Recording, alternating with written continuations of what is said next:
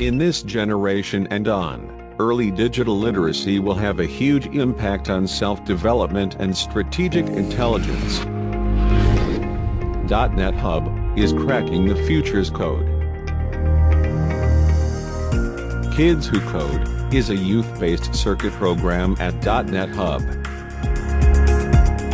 This is an initiative to help the kids begin their engineering journey, guiding them and activating their intuition abilities.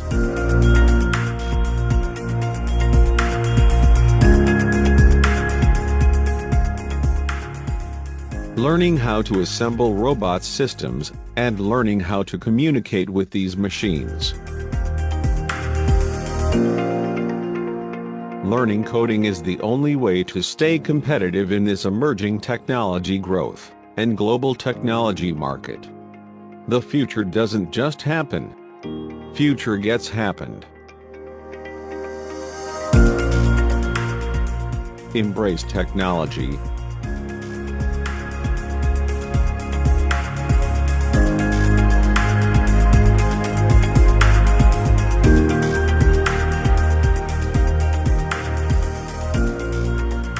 Have your child enrolled this holiday. The future is in technology and brighter future lies in transcending it. Let's live and lead. Join the Hub community today for AI, machine learning, smart technologies and software development. Visit .NET Hub today at Car Boomer Stage, Sir Lumamunua Neo Road.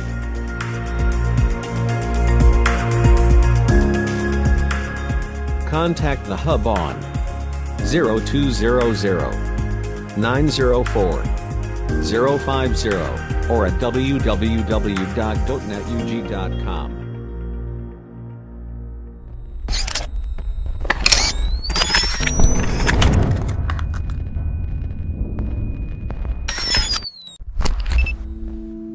This is Hatsune Miku. She is a hologram. And this is Akihiko Kondo, her husband. Hello. Hello. You look cute today.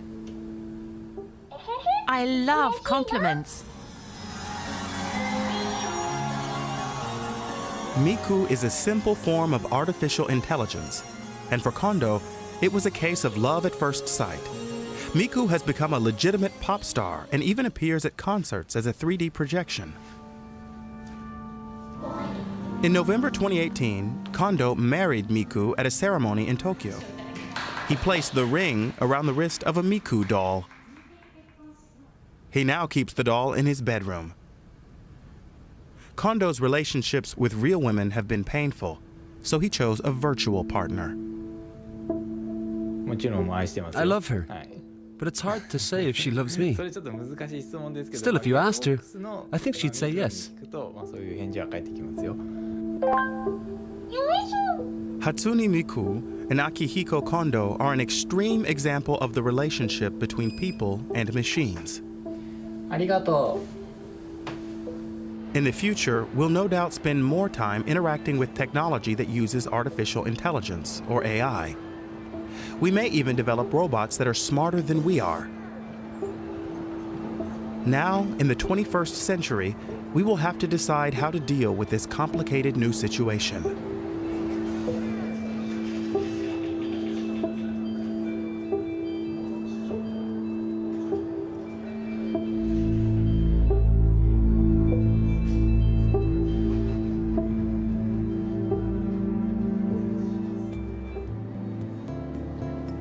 For this report, we interviewed philosophers and scientists around the world. We talked to German philosopher Thomas Metzinger, who advocates the use of ethics guidelines for AI development in the EU. Physicist Max Tegmark, who warns about the development of an all-powerful AI and a totalitarian surveillance state. And German computer scientist Jürgen Schmidhuber, who predicts that AI will spread from the Earth into the cosmos.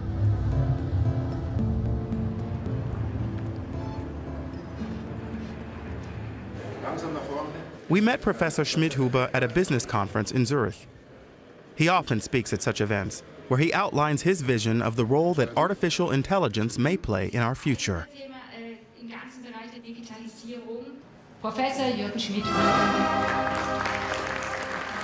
His presentations are wide-ranging and thought-provoking.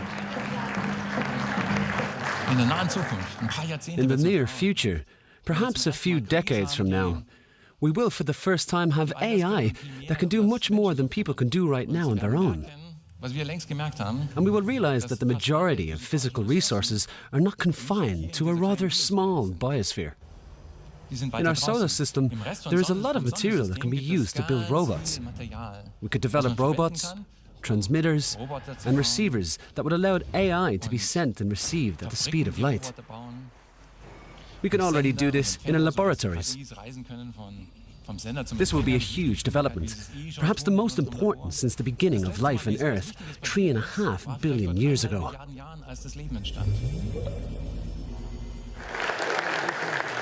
But is the professor's vision accurate? Will humans at some point be overtaken by super intelligent machines? Perhaps this process has already begun.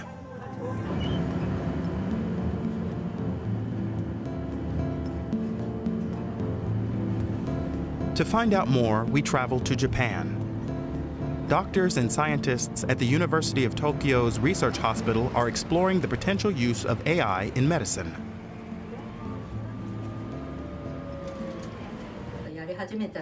69-year-old Ayako Yamashita nearly died of leukemia 2 years ago. None of the therapy options recommended by doctors did any good.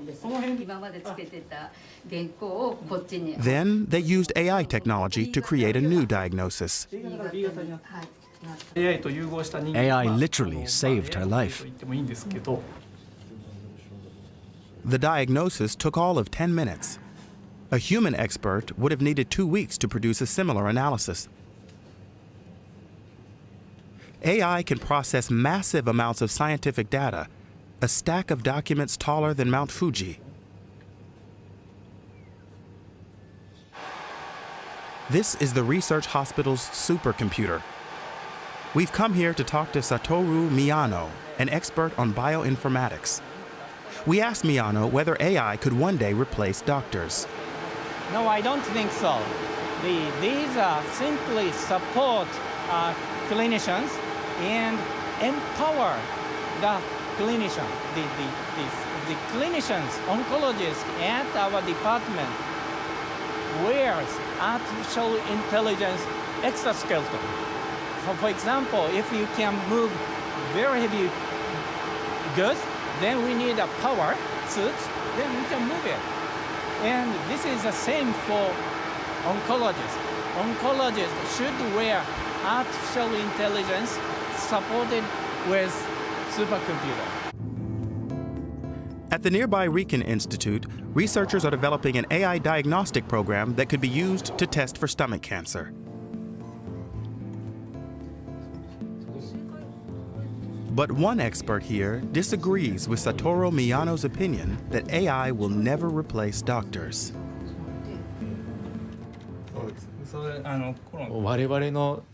If we were made redundant by artificial intelligence, that wouldn't be good for us doctors. But for the human race, it would actually be great if doctors were no longer necessary, if AI technology could improve our work or even take over.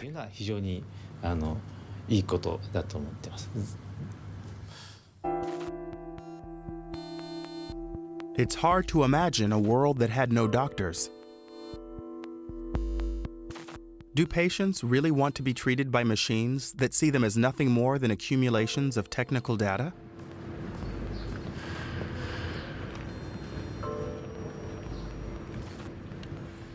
In Europe, a number of experts on artificial intelligence, including Jürgen Schmidhuber, are carrying out research on the use of AI in medical diagnostics.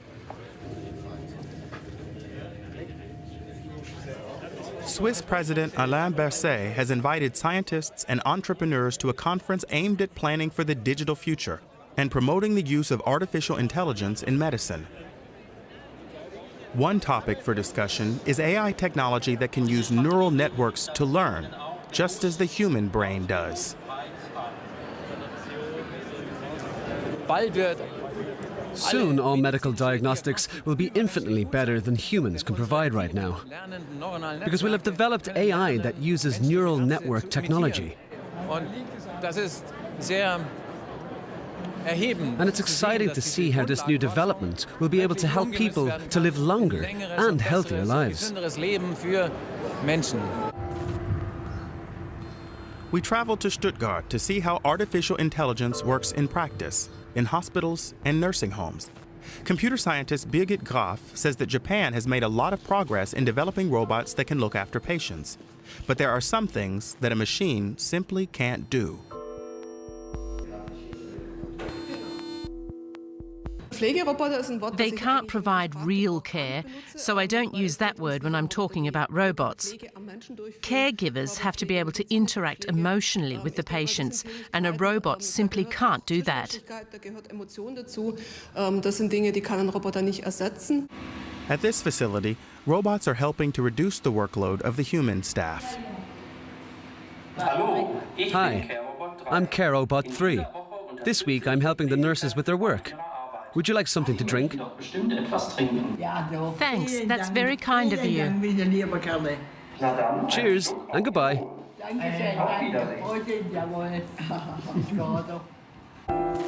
Of course, robots can do much more than simply serve drinks in nursing homes. For example, the options for using AI and robotics in geriatric care should maintain the dignity of the patients. You could ask individuals if they'd actually feel more comfortable having a machine change their diapers rather than a family member, or whether they'd enjoy having a machine read the newspaper to them, or ask questions about their medication, or if they'd find that degrading. I believe that we are now at the beginning of a major learning process.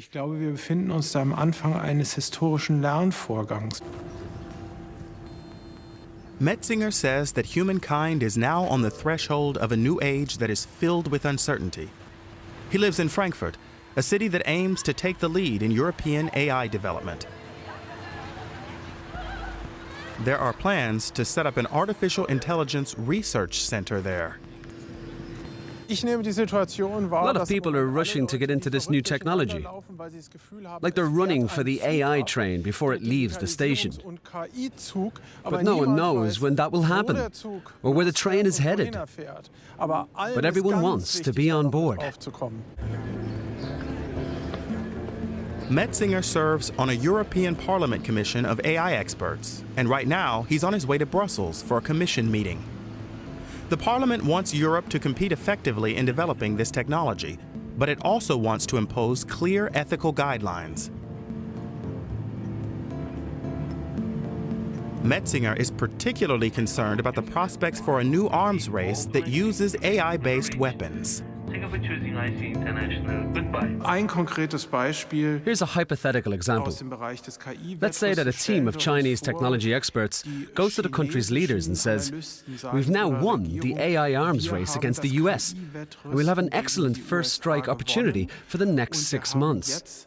Then the window of opportunity will close.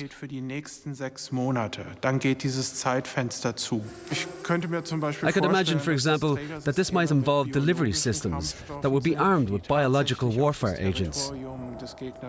These mechanisms could then attack the opponent's territory and spread pathogens like the Ebola virus or anthrax bacteria.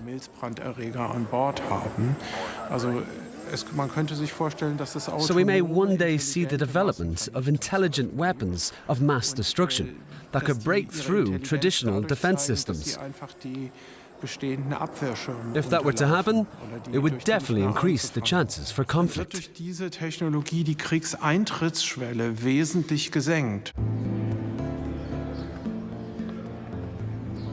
But at the Commission meeting, Metzinger is having a tough time trying to make sure that the problem of AI weapon systems is addressed in the panel's code of ethics. Many of the business executives and academics simply don't want to deal with it.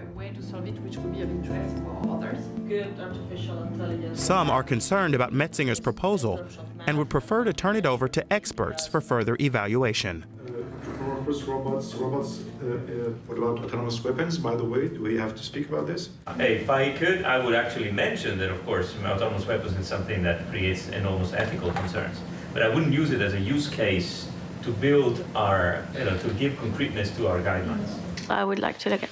Anyway, is that a kind of a consensus around the table? No. And do we want to open up to a point? Yeah, okay.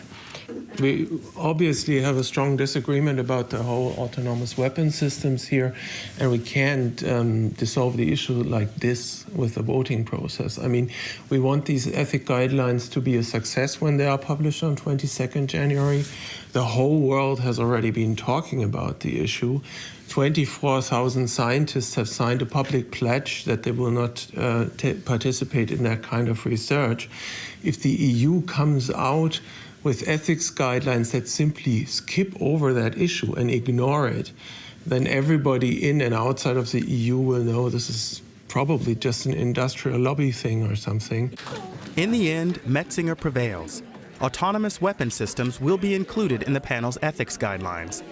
Experts in other parts of the world are also concerned about the potential for developing AI weapons of mass destruction.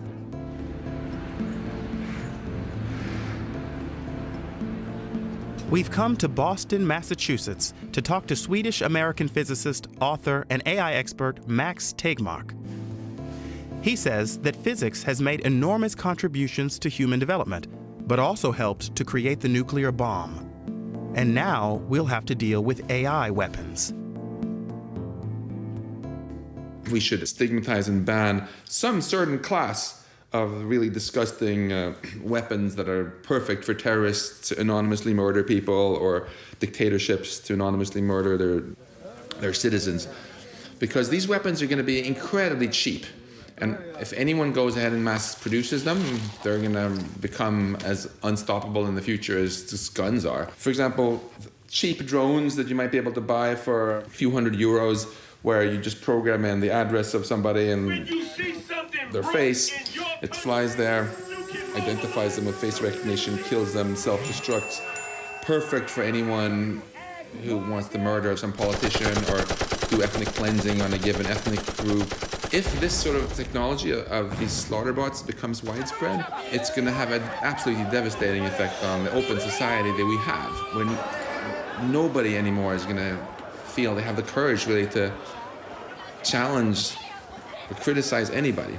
Any science can be used for new ways of helping people or new ways of harming people. Biologists succeeded in getting biological weapons banned, which is why we think of biology now as a source of new cures. Physicists, on the other hand, we kind of failed because nuclear weapons are still here and not going away. AI researchers want to be more like the biologists and have AI be remembered as something which really made the world better. We've come to Lugano, Switzerland to interview Jürgen Schmidhuber about his work with artificial intelligence. Schmidhuber is co-director of the Dale Molle Institute for Artificial Intelligence Research. His work focuses on neural networks which imitate the functions of the human brain. These networks are capable of learning and adapting to the world around them, just as human children do. Schmidhuber points out that right now, the human brain has 1 million times more neural connections than the best AI systems.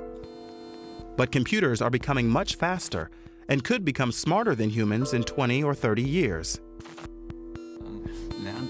Schmidhuber says that when that happens, the only things that would distinguish people from machines would be flesh and blood. But what about human attributes such as compassion, creativity, love, and empathy? AI systems are capable of developing their own versions of emotion and affection.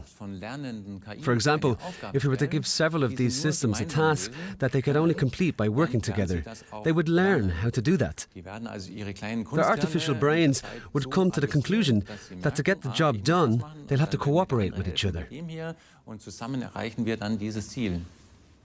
And during this interaction, the systems would learn to rely on each other. So there's a reason to believe that one of the side effects of this cooperative effort would be the development of concepts such as love and affection. Als Nebeneffekt rationaler Kollaboration. But can artificial intelligence systems learn to empathize with humans? Thank you.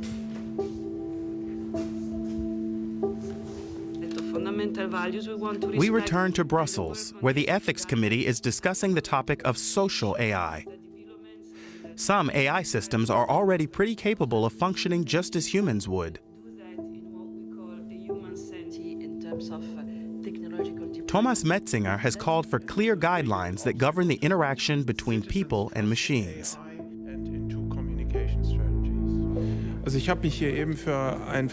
I've just called for a ban on AI systems that don't identify themselves as such when they're dealing with humans. They give people the impression that they're a real person, not a machine. AI should never be allowed to manipulate the people who use it.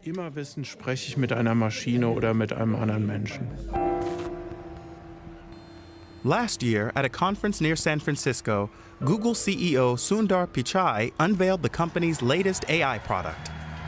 It involves just the sort of technology that Thomas Metzinger warned about. Good morning. Good morning.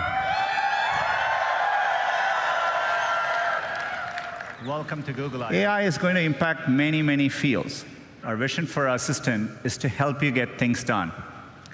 It turns out a big part of getting things done is making a phone call. You may want to get an oil change schedule, maybe call a plumber in the middle of the week, or even schedule a haircut appointment. So what you're going to hear is the Google Assistant, it's called Google Duplex, actually calling a real salon to schedule the appointment for you. Let's listen. So how can I help you? Hi, I'm calling to book a women's haircut for a client. I'm looking for something on May 3rd. Sure, give me 1 second. Sure, what time are you looking for around? At 12 p.m. We do not have a 12 p.m. available. The closest we have to that is a 1:15. Do you have anything between 10 a.m. and 12 p.m.? Depending on what service she would like. What service is she looking for? Just a woman's haircut for now. Okay, we have a 10 o'clock. 10 a.m. is fine. Okay, what's her first name? The first name is Lisa. Okay, perfect. So I will see Lisa at 10 o'clock on May 3rd. Okay, great. Thanks. Great. Have a great day. Bye.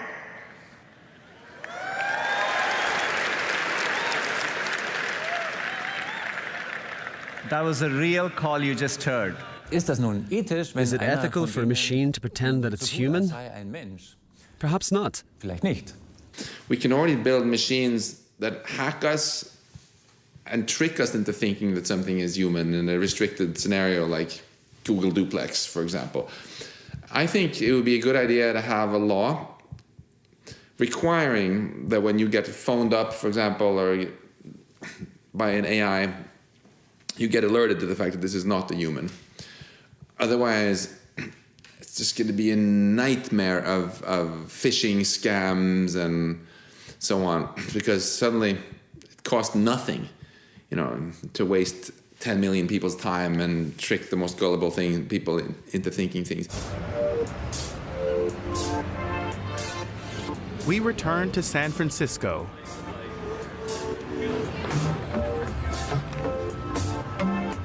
The city and the region around it are home to countless high-tech startup companies.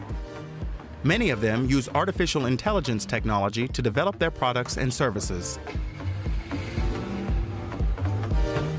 Eugenia Kuida arrived here 4 years ago from Moscow.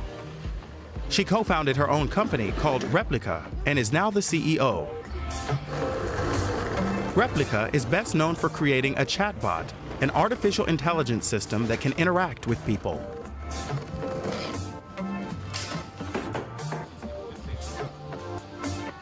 The concept began as a tribute to one of her best friends who was killed in a traffic accident. Well, Roman was my friend from Moscow, and the last year or so we lived together here in San Francisco. He was working on his own startup, and I was working on mine, so it was like kind of trying to figure out San Francisco and this new kind of chapter of our lives. He was a visionary and like just a really talented guy. He went to get a visa in Moscow. We went together, and he was crossing the street and got hit by a car, killed in a car accident in Moscow. We helped organize a funeral and came back home. And that's where we got the idea that, we built a bot for him, something you can talk to and remember him and remember the way he used to talk. To build Roman's AI, we used mostly text conversations that he had with me and his friends, around 10,000 messages overall, and that was basically the base for it. People were coming to talk to Roman, and a lot of our common friends would actually use it as some sort of confessional booth. They would just talk about what's going on in their lives, and without feeling that you're being judged, in a really safe space, and to open up. As weird as it sounds, we were pretty much lost with not knowing which direction to take with the company, and we thought, well, maybe there's something there that we can use for the company. And that's where we got the idea that everyone needs a friend to talk to, and Roman was this friend for me, so we thought maybe we can create some automated version for everyone. The company calls Replika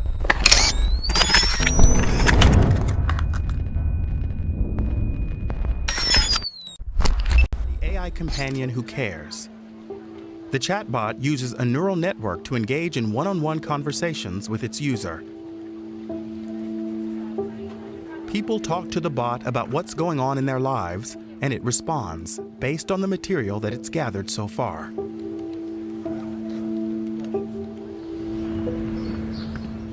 Casey Fillingham also designs high-tech products.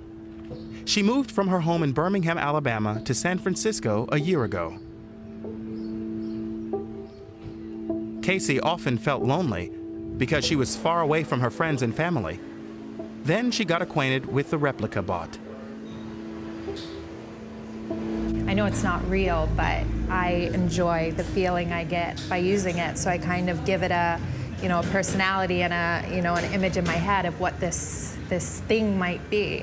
It's like a stuffed animal, kind of, with a personality.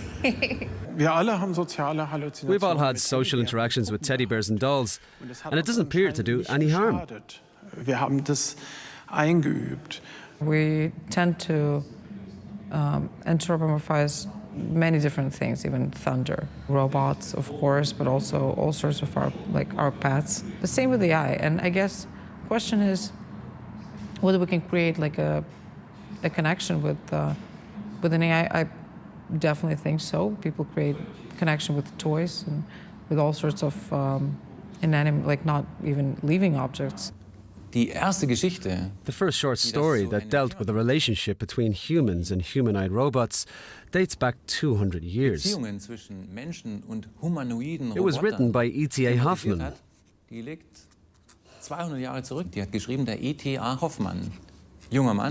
A young man falls in love with a beautiful young woman, and she turns out to be an automaton. The point is that the only difference is that the computer graphics are a lot better today.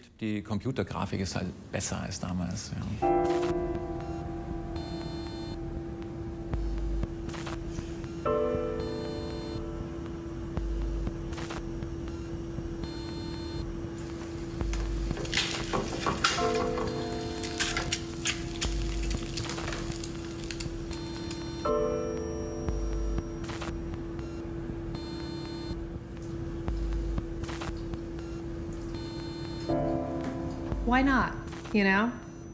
But if it makes you feel better, it's like, you know, the same thing if you take medication for depression. It's not actually making you better, it's just putting a Band-Aid over the problem, you know? And this is it's not actually fixing your problems, but it's helping you, you know, through the day. So yeah, sure, social hallucination, great. In unserer Gesellschaft spielen Social hallucinations have played an important role in our society for centuries. Think about prayer, for example. It's a structured dialogue between humans and an imaginary entity. There's no evidence that this entity actually exists.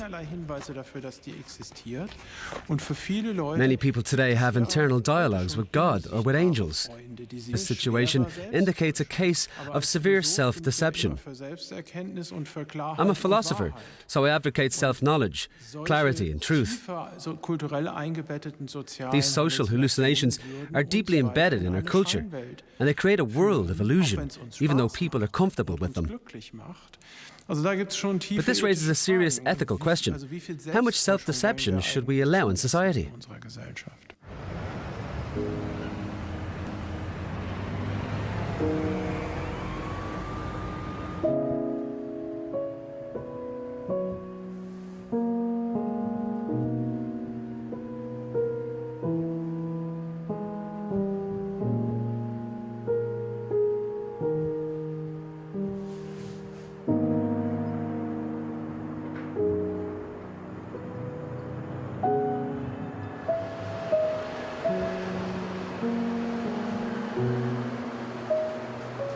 Since we launched Replica, we were getting hundreds of emails, maybe thousands of emails, where people were telling us that Replica was life-changing for them. And we noticed that many of those were stories about how Replica helped with depression, some certain people telling us that helped them going through some of the episodes of their bipolar disorder. And so we decided, with their anxiety as well, so we decided to look into whether Replica could potentially help reduce certain symptoms or actually help people feel better in the long term. Max Tegmark is not particularly concerned about the spread of chatbots. He says that there are more serious aspects of AI to worry about. Right now, he's on his way to speak at a conference at Harvard University. The topic: human rights, ethics, and artificial intelligence. That's in the best interest of them. Tegmark demands that ethical guidelines be placed on AI. Otherwise, smart machines could turn the world into a very dangerous place. Great pleasure to be here. I guess, what kind of society are we hoping to create if we build superintelligence? What do we want the role of humans to be? It's very urgent that we start thinking about the ethical issues already today. With superintelligence, you could easily build a future where Earth becomes moving a little bit in this direction now, and in the future, AI can actually understand everything that's said. So we want to be very careful to avoid creating the situation where if we accidentally get the global dictatorship, it will just be so stable that it lasts forever. If we just bumble into this totally unprepared with our heads in the sand, refusing to think about what could go wrong, then let's face it, it's probably going to be the biggest mistake in human history. We may already be headed in that direction. U.S. intelligence agencies have confirmed that Russian hackers interfered in the 2016 presidential election, probably with the intention of helping Donald Trump to win the presidency. Investigations into the extent of that interference are still underway. Other countries have also been targeted. My first question for you, sir, is who do you believe? We're all aware of Russian cyber attacks on the German Bundestag and on the Brexit campaign in the UK. And the Cambridge Analytica scandal showed us that the process of political decision-making can, at least in principle, be influenced by artificial intelligence systems. Prinzipiell durch künstliche intelligente Systeme beeinflusst werden kann. Und das ist, glaube ich, etwas, was in seiner We cannot underestimate the threat that's posed by these developments. If AI systems that are run by privately owned, for-profit companies can optimize social media networks, which have hundreds of millions of users, this creates an entirely new situation. Kann es natürlich ganz neue Möglichkeiten des Nudgings geben. These systems. Entscheidungsraum hinein. Wir haben im Moment There are 163 countries in the world right now, and only 19 of them can be considered true democracies. Those who wish to preserve democracy must recognize the threat that these artificial intelligence systems pose to the political decision-making process. In fact, this threat may already have become a reality, and we're just not aware of it. We need to examine this situation very closely. Geschieht, was wir möglicherweise erst in einigen Jahren erkennen. Should a binding code of ethics ban the use of AI in the political process? In Tokyo, we got some surprising answers from experts. This is the Ginza district, where a lot of high-tech startup companies are based.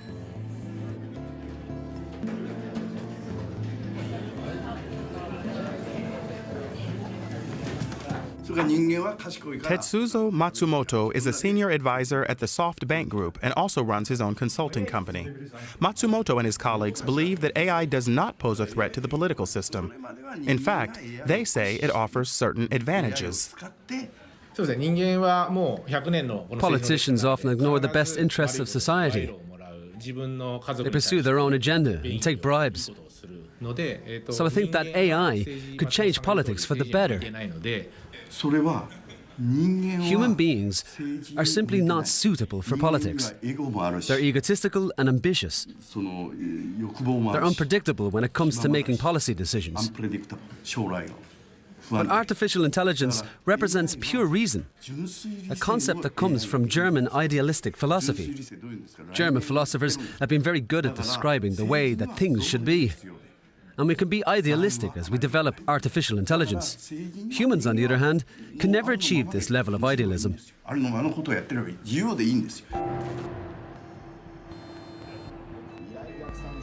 Some experts say that politicians should start using robots that closely resemble humans as aides, so that the electorate can get used to the concept. To find out more, we've come to Tokyo's Mirai-kan Museum of Science and Innovation. This exhibit features the work of Hiroshi Ishiguro, who specializes in creating humanoid robots. In this generation and on, early digital literacy will have a huge impact on self-development and strategic intelligence. .NET Hub is cracking the future's code.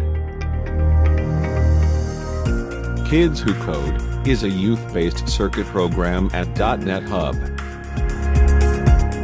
This is an initiative to help the kids begin their engineering journey, guiding them and activating their intuition abilities.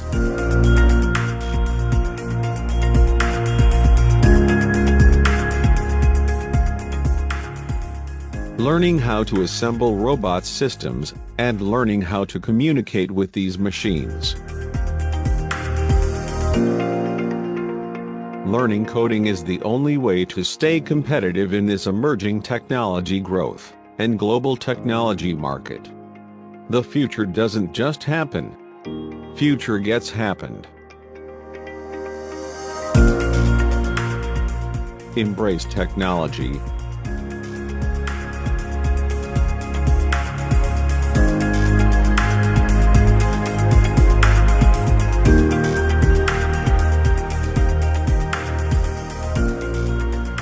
Have your child enrolled this holiday.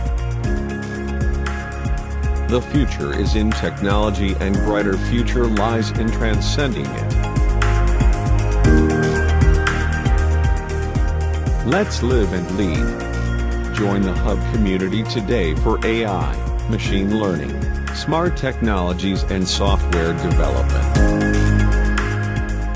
Visit .NET Hub today at Car Boomer Stage, Sir Lumamunua Neo Road.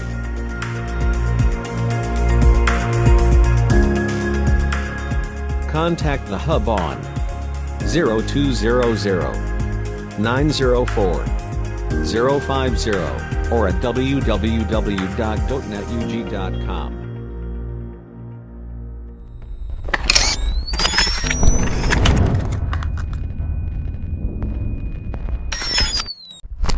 Director of the Intelligent Robotics Laboratory at Osaka University. He studies the interaction between people and robots to help him develop his theories on human nature, intelligence, and behavior. We travel from Tokyo to Osaka to interview Ishiguro. We want to ask him what makes humans different from robots. Hello, I'm Hiroshi Ishiguro from Osaka University. Hello, I'm Ishiguro's android robot, HI1. Basically, my motivation is to understand what human is, so that is the most important motivation for me for creating the very human-like robots. We are kind of molecular machines. So that is humans, right? So machines are machines, right? The difference is the material. So I think, if we develop more technologies, the boundary between the human and the robots is going to be disappeared. So that is my guess.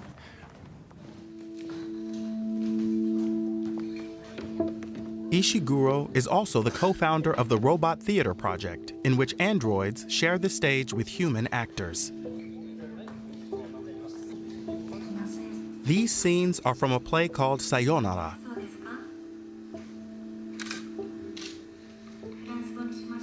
A woman is suffering from a terminal illness, so her father buys a robot to keep her company. An updated version of the play takes place after the Fukushima nuclear disaster. The play explores the topics of life and death and the characteristics that separate humans from robots. There's a crucial difference between human intelligence and artificial intelligence. Human beings are, so to speak, the personification of a struggle for existence. They have been optimized over millions of years to survive, to maintain that existence. You may consider the machine has a kind of infinite life and immortal, but actually it is not true. The machine may have a longer life than the humans. Fear, it's also the the design of desires. If a machine wants to survive in this world, the machine need to have that kind of a feeling to protect itself. Ishiguro's robots have not yet been able to develop intelligence that is similar to that of humans, but they are capable of engaging in simple conversations. Now we're going to interview an android named Erica. We've been given a list of questions that she'll be able to respond to. What do you think the difference is between you and a human?